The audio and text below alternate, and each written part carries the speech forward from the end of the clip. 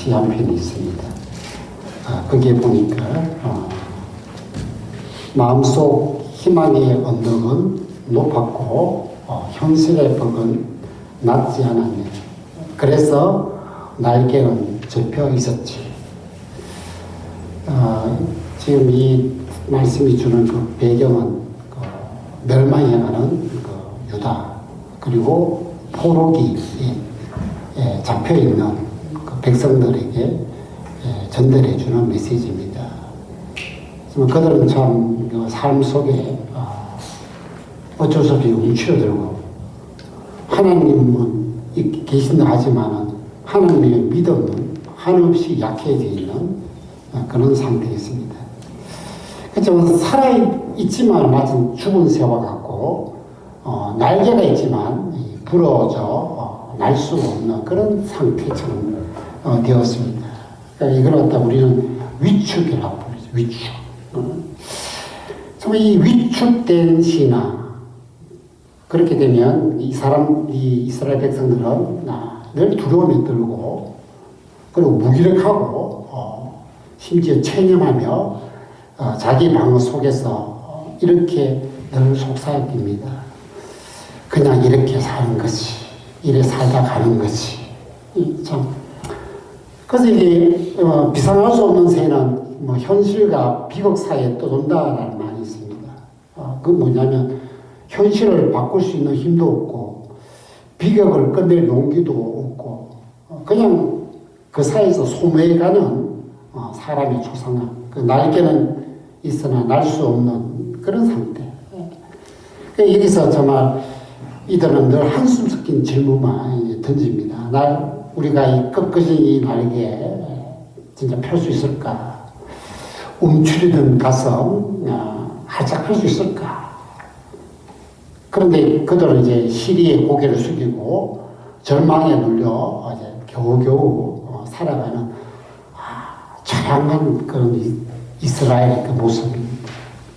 근데 이때 하나님께서는 길게 읽었지만 이 말씀을 허락해 주며 이 움츠린 백성들에게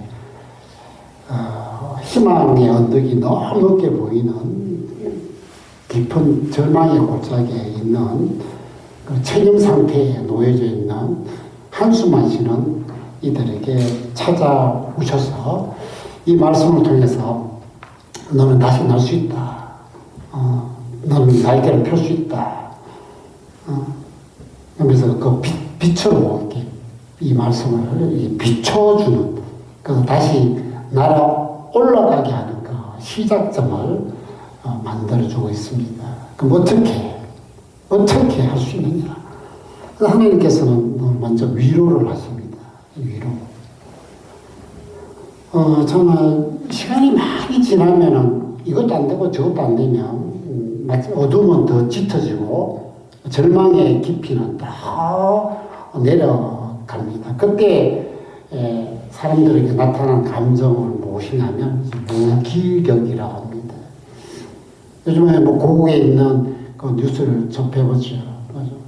일하기 싫은 일을 찾지 않는 청년들이 얼마라고요? 70만 명인가, 100만 명인가, 그리고 그 다음에 40대, 50대도 일을 찾아도 일이 없는 사람들이, 그래서 쉬는 그 중년들이 또 몇십만이다. 근데 그 사람들이 이제 문제가 뭐냐면 이 무기력증에 걸려든다는 거예요. 그러면 어떤 말을 하냐면 뭘 해도 안 돼. 이건 내가 해결할 수 있는 문제가 아니야. 그 다음에 마지막에 이제 그냥 이렇게 사는 것이. 이 삶의 이렇게 무게로 의욕이 상실되고 에너지가 고갈되어 있는. 그래서 감정이 그냥 평평해진다는 거예요. 감정이 없어요. 선택이나 결정할 수도 그런 시도조차도 안 하는, 기대도 안 하고 그냥 그대로 살자는 이 인식, 이게 바로 오늘 이 메시지의 대상인 남유다, 이스라엘 백성들의 있는 상태입니다. 왜냐하면 그럴 수밖에 없는 것은 오늘 여기 말씀을 이렇게 반어법적으로 돌려보면은 이들에게 산무가 있었기 때문에, 산무가 있었기 때문에 이러한 박탈감, 무기력에 잡혀 있어요. 그 보면 길이 없다는 거예요, 길이. 이 멸망의 길에서 벗어날 수 있는 구원의 길이 없고 포로에 잡혀 있는데 다시 고국으로 돌아갈 수 있는 길이 전혀 보이지 않는다는 거예요.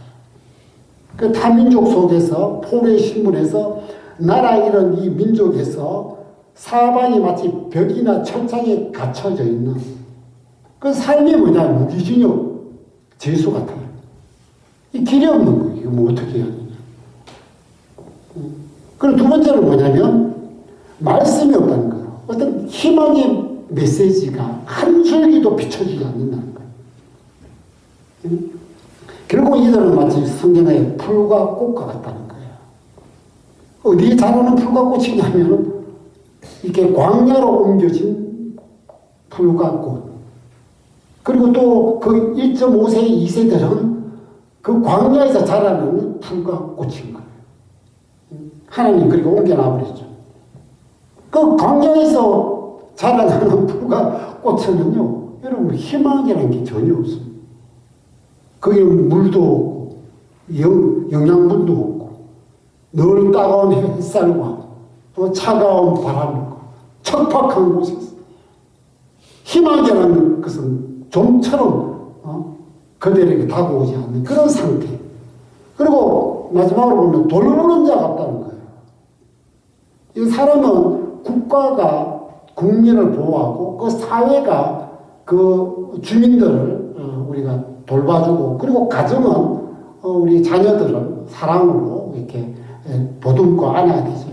그런데 오늘 이 이스라엘 백성은 뭐냐면 마치 들판에 야생에 던져져 있는 그런 양떼. 아무 돌보지 않으니까 거기는 추위와 살벌한 정글의 법칙과 그리고 어디로 가야 될지 모르는 그 방황.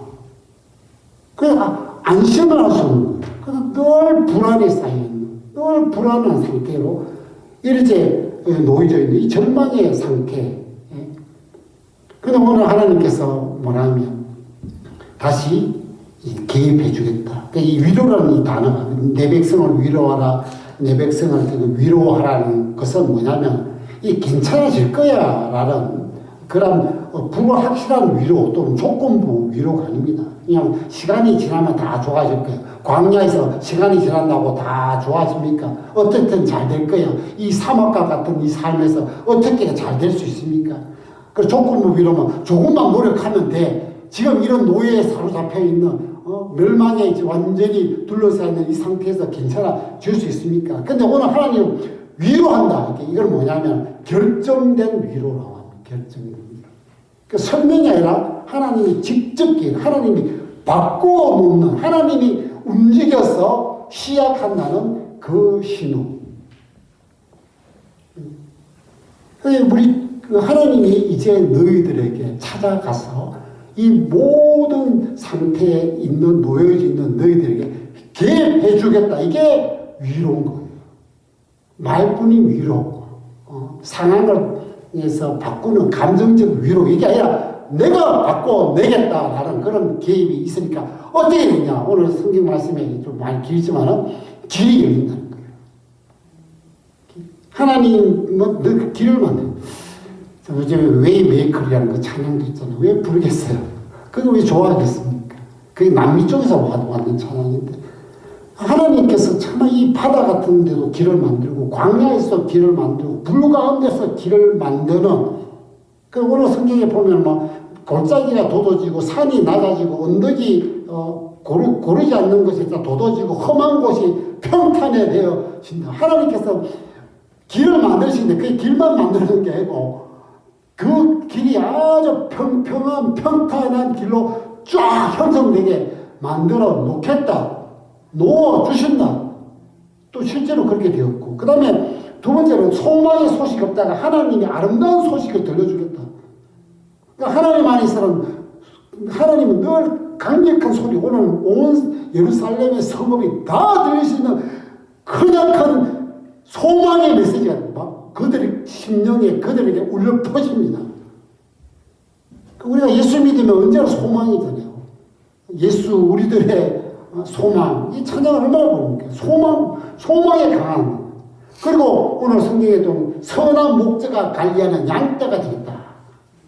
그래서 오늘 푸른 초장 쉴만한 물가를 이끄시고 위로와 따뜻한 돌풍과 친절한 인도로 나간다. 그래서 어리고 연약한 그 양을 이 가슴에 품고 있는 그 목자. 그리고 참 힘없고 연약한 암양을 이렇게 온순하게 돌보는 그런 목자의 상이 여기에 보여져 있습니다. 옛날에 어느 그 장애로 태어난 한 애가 가족들에게 버림받았습니다. 그리고 이 집 저 집 돌아다니다가 자기도 엄마가 있었으면 좋겠다라는 생각을 늘 꿈꾸고 있었는데 어느 날 어느 백인 여자가 내가 너 엄마 돼줄게 라고 나이 한 40대는 그 정말 지체장애 정신적 박약이 있는 그 사람을 입양했답니다. 근데 그 사람이 너무너무 행복하고 좋아가지고 사람들에게 이런 말을 합니다. 나에게도 엄마가 있어. 오늘 이스라엘 백성들도 마찬가지입니다. 우리에게도 하나님이 계시고 우리에게도 선한 목자가 있어. 그래서 이들에게 늘 이러한 주님의 그 삶 속에서 언제나 가능성이 있습니다. 우리에게 가능성이 있다. 우리에게는 언제나 소망만 있다. 우리에게는 주님의 오늘 크신 팔, 따뜻하고 품는 돌보움, 그런 돌보심이 있다. 그래서 이 세 가지를 종합하면 우리 주님께서 이들에게 길을 보여주시고 소망의 메시지를 들려주시고 사랑의 품으로 품고 이끈다. 이 움츠러든 날개가 접혀져 있는 이러한 이스라엘 백성들에게 다가가가지고 그들에게 이제는 너희가 할 수 있는 가능성과 그리고 희망과 덧붙여서 그 따뜻한 신, 내가 내 길을 가는 게 아니라 우리 주님께서 앞서가 주시고 품어 이끌어 주시는 놀라운 다시 날아올 수 있는 시작점이 되고 있다. 그런 위로를 내가 계획해서 해주겠다라는 말씀입니다. 두 번째로 보면 신뢰 회복으로 인해서 다시 날아올 수 있게 해주겠다. 그 이스라엘의 이 사람들께 내면의 생각은 오늘 이 말씀을 통해서 보면 이 세 가지 정도라고 할 수 있습니다. 그들은 어떤 생각이냐면 하나님 정말 능력이 있는 거야. 능력이 있다면 우리 삶이 왜 이래 돼? 왜 하나님의 나라가 패망되고 하나님의 백성 우리는 이렇게 질질 끌려다니는 세상의 저 밑바닥에 노예처럼 이렇게 살고 있어. 그래서 주위에 보니까 바벨론 신은 더 강한 게 아닌가. 진짜 저 신이 더 우리 하나님보다 더 강한 분 아닌가. 그리고 마지막으로 이 시간이 많이 흘러갑니다. 1년, 5년, 10년 계속 흘러도 이들의 생각이 잡힌 게 뭐냐면 하나님도 역사 앞에서는 무력한 게 아닌가. 하나님은 또 이 현실에서는 어쩔 수 없는 분 아닌가. 그런 상태로 됐다는 거예요. 그래서 이런 신앙이 왜 위험하냐면 하나님을 이해하려는 것보다 판단합니다. 이 질문과 의문은 이 하나님을 신뢰의 대상이 아니고 평가의 대상으로 여깁니다. 그리고 결국 이렇게 뭐냐면 하나님을 하나님으로 인정하지 않게 됩니다. 그 신뢰가 하나님에 대한 믿음의 신뢰가 바닥 상태로 주저앉아 안아버린 거예요. 그 주저앉아 안아버린 거예요. 그래서 오늘 하나님은 이 긴 말씀을 통해서 뭘 하냐면 믿음의 회복하기 위한 재교육을 시킵니다. 무너진 신앙을 다시 세우는 방식을 이렇게 사용하는데 세 가지 교육 방식을 갖고 이들에게 들려줍니다. 이걸 통해서 다시 날개를 펼치게 하는 효과가 있는 하나는 질문의 방식을 사용합니다. 오늘 성경에 보면요. 하나님이 누가 누가 하면서 계속 질문을 더 던지는데 이거는 너가 답을 하라는 게 아닙니다. 질문을 던지는 것은 뭐냐면 그 질문 속에 너가 어떤 생각을 갖고 있느냐. 하나님에 대한 의심, 하나님에 대한 비신뢰, 이런 상태를 드러내는 겁니다. 그 질문 앞에서 이렇게 또 이 질문을 던지면서 생각을 전환시킵니다. 근데 인간적 중심의 사고에서 하나님 중심으로 생각을 이렇게 바꾸려고 하는 그 질문의 방식. 그 대표적으로 바리새인들이 안식일에 치유해도 됩니까? 라니까 예수님께서 치유하면 된다, 치유하면 안 된다 이렇게 말하는 게 아니고 이런 질문을 던집니다. 너희 중에 누가 양 한 마리가 구덩이에 빠지면 안식일을 구하지 않겠느냐? 이 단순한 대답을 요구하는 질문이 아니라 우리의 마음과 생각을 하나님의 기준을 바꾸는 겁니다. 하나님 우리에게 질문을 자꾸 너가 나를 그렇게 생각하느냐? 너가 나를 능력 없다고 그렇게 보고 있느냐? 그럼 누가 그럼 이 세상을 만들었어? 누가 이 세상을 통치하고 가고 있어? 누가 이 모든 자연 세계를 이런 식으로 흘러가게 했어? 누가 이렇게. 그래서 우리에게 하나님께 더 집중하도록 하나님에 대한 믿음을 다시 회복할 수 있도록 이렇게 질문을 던지고 두 번째 방식은 비교법을 사용합니다.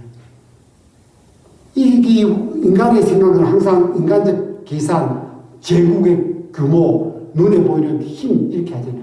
그래서 하나님께서는 그럼 비교해보자 하는 거예요. 그럼 하나님이 창조주고 피조물. 자, 하나님이 창조주인데 피조물, 바닷물. 손바닥으로 이렇게. 그리고 하나님은 창조주고 하늘을 땀으로 재고. 하나님은 창조주면 산과 언덕을 저울로 청량하시는 분이다. 이렇게 해요. 단순히 하나님과 바벨론 제국의 비교가 아니고 하나님과 이 만물을 비교해버리면서 뭐라고 하냐면 나는 초월적인 존재다. 그리고 또 하나님은 거기에 영혼 대 순간을 비교합니다. 영혼은 열국은 통에 물 한 방울, 소만 가는 티끌. 그렇게 이 세상의 모든 것은 순간적으로 미비한 존재다. 나는 이것을 다 어떻게 보냐? 이 물 한 방울, 손바닥을 이 세상의 수많은 나라들을 티끌같이 보는 어떤 분은 나는 절대자이다. 그리고 하나님은 지혜를 또 비교합니다. 누가 하나님에게 모사되고 누가 가르치고 인간의 그 지혜를 하나님 테이블에 앉아서 한번 생각해보자는 거예요. 이 모든 것을 다 누가 생각해서 만들어내었느냐. 이거 인간의 지혜로 하나님께 조언한 거냐. 이러면 하나님 스스로 계시는 주권자라 이렇게 부각을 시킨 거. 그리고 또 이들에게 하나님을 우상과 비교시킵니다. 우상. 사람이 만들고 검으로 입히고 못으로 고정해서 서 있는 것이다. 근데 반면 하나님은 스스로 앉으시고 부르시고 창조하시고 다시는 그러면 참된 유일한 신이다. 그래서 이 비교하는 것을 비교하라는 거예요. 그래서 하나님이 우리에게 질문을 던져 너희가 나를 누구와 같게 여기느냐. 그래서 오직 하나님만이 유일하고 절대적이고 주권자고 창조주다. 그래서 그러한 말씀을 주면서 무너져 있던 믿음을 뼈대를 강하게 단단하게 생성을 시켜준다.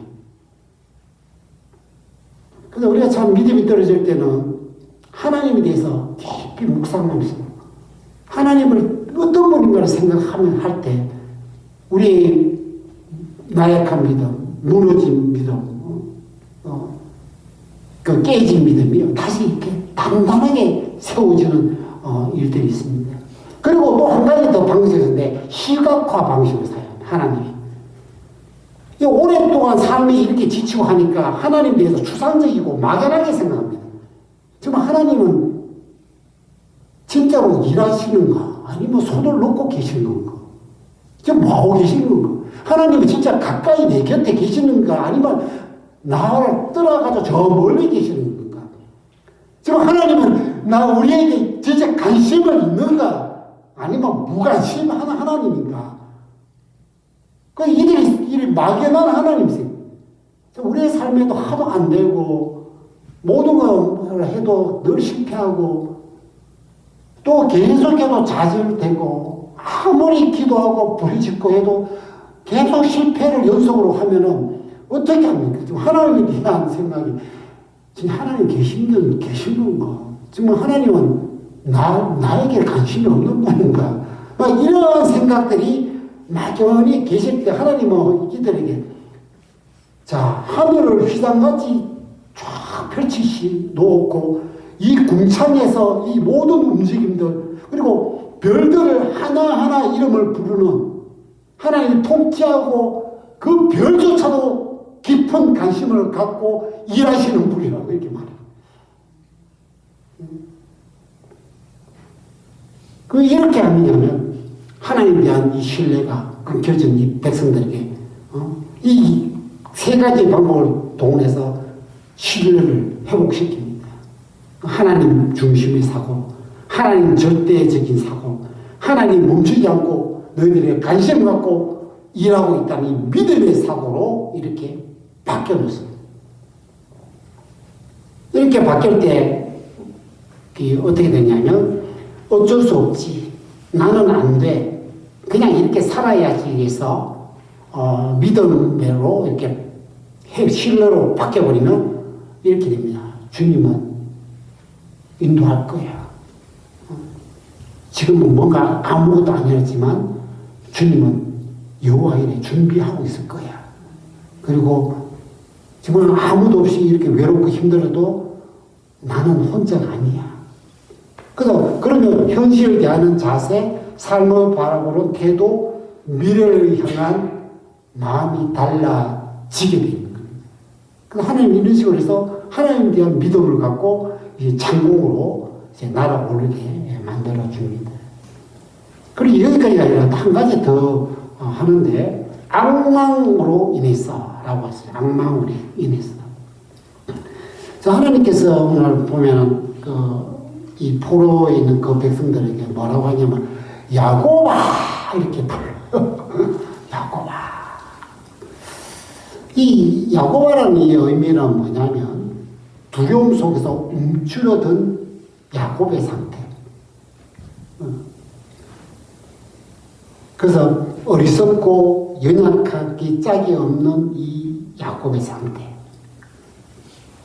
그러니까 반대가 뭐냐? 이스라엘이 하나님과 겨루어서도 이기는 믿음의 상태. 이렇게 한 거죠. 그리고 예수님도 우리 시몬 베드로에게 부르실 때 보면 베드로야 믿음이 좋을 때는 내가 너가 이 반석 위에 하면서 하는데 때로는 배신하고 흔들리고 약할 때 부르실 때 뭐라고 합니까? 시몬아. 그리고 오늘 이스라엘 백성들에게 야곱아 정말 어떻게 해야 될지 모르고 근데 왜 이렇게 야곱이 지금 오늘 성경 말씀에 두 가지 이들이 깊은 생각을 갖고 있어요. 하나는 뭐냐면 지금 하나님은 전혀 관심도 없이 그냥 이렇게 버려둬버렸다.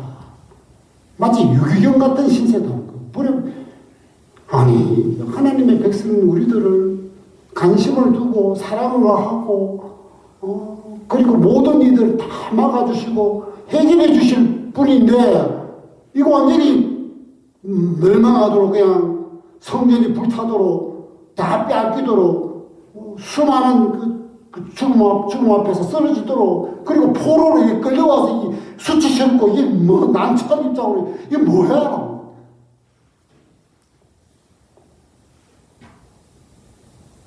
그리고 하나는 뭐냐면 이렇게 만들었던 하나님의 백성이라면 하나님 백성들을 힘들게 하고 어렵게 하고 정말 이 억울하고 이 비참한 삶에서 벗어나게 만들어줘야 되지 않느냐.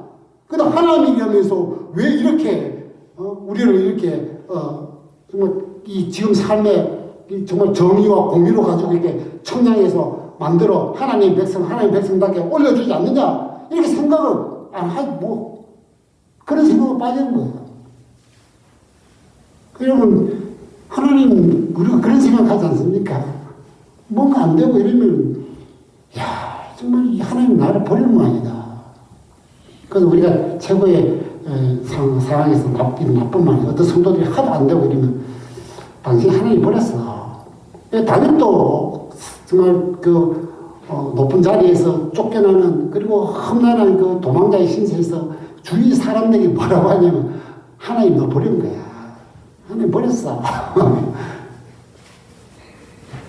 그 버린 자의 그 비참함이라는 것은 말할 수 없지. 그리고 너무 억울하고 분통이 터지는 이런 일들에 하나님은 전혀 손 놓고 있어. 그러면 나는 뭐냐? 하나님 백성 맞느냐? 하나님이 선택한 그러한 민족 맞느냐? 이런 생각으로.